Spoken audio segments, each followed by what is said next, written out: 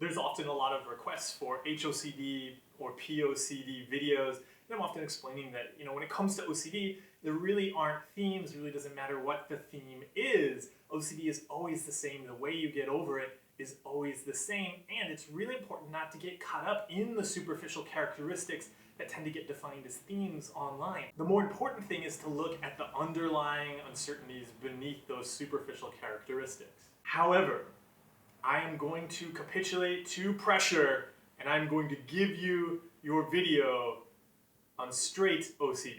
With straight OCD, I think we can really start to understand what I was talking about there with finding those underlying fears and practicing acceptance with those. I'm going to explain why that is. I don't think there have been many comments posted down below about straight OCD, but I get emails about straight OCD from people who are gay. Here's the thing that I find interesting, and that's when people email about straight OCD, they're always asking questions about other people. It's always about, what will my friends think? How am I going to explain this to the people around me? How am I going to tell this to my family? How are they going to react after they had to go through this process of accepting me as gay? What is my partner going to think? Are they going to feel like I betrayed them? They're going to hate me? What am I supposed to label myself as when I'm talking about my sexual identity to other people? Are people going to see me as an imposter, like somebody who's been faking their identity? Somebody that's already come out as gay has already gone through a process of understanding their sexuality.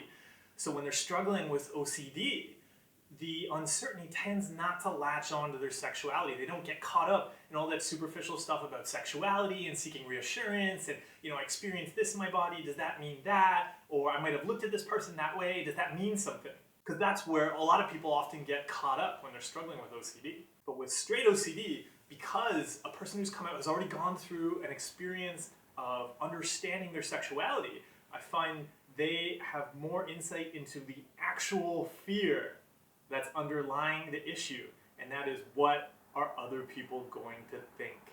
How are other people going to judge me?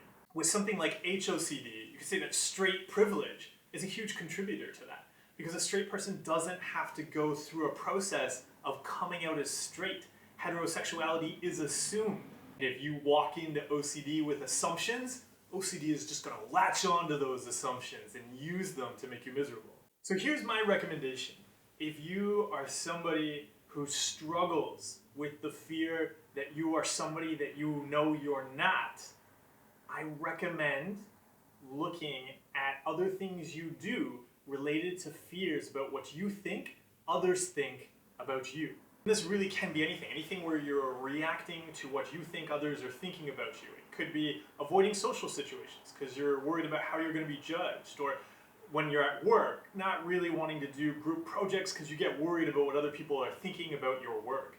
It could be typical OCD contamination compulsions, like washing your hands all the time because you're afraid that you're going to pass contamination on to somebody else. They're going to get hurt and everyone's going to hate you for killing that person. It might be that you're constantly checking how you look, how others are reacting to you. Are they happy with you? Did you say something to offend them? Are you saying the right things? You might be constantly trying to make other people happy with you and trying to avoid upsetting people, so you're constantly lying and trying to hide your own beliefs and your own interests because you don't want to upset the boat. Maybe when you're getting dressed or you're putting on makeup, you're just thinking about what other people are thinking about you, or you're going to the gym and exercising just because of what you think others are going to think about you. Or you are posting pictures on Facebook or Instagram or a dating profile that's all about presenting yourself in a particular way to make people think things about you. It's behaviors like those where we're reacting to uncertainty about what others think about us. We're trying to control that uncertainty and be certain about what they think, that we actually practice OCD. And it really is a practice of constantly throughout the day telling your brain, when you're uncertain about what other people think about me, I'm going to react to that. We're constantly experiencing an uncertainty and then doing something to get rid of it. So we're worried about what somebody thinks about us, whether they might have sent us an email, so we check our email and they didn't send anything. Or they sent an email and it sounds like they're happy with us, so then we feel really good. We feel good, great, we got rid of that uncertainty, those people aren't angry at us. And then our brain notices that. It recognizes that when we get rid of an uncertainty about what somebody else thinks about us, we feel good. And our brain wants us to feel good. So it's going to very logically give us more and more uncertainties about what other people think about us so we can get rid of those uncertainties. But it's like a drug addiction. The more you get rid of those uncertainties, the bigger the uncertainty your brain has to give you so that you can get that high of certainty. Your brain is basically trying to help you. Basically saying, look, you felt so great when you figured out that your boss wasn't angry at you for being late. So you're going to feel even better when you figure out whether your boss is angry at you for murdering somebody. Your brain is only trying to help you, and it's only doing what you have trained it to do. Just come up with an uncertainty and then do something to get rid of it.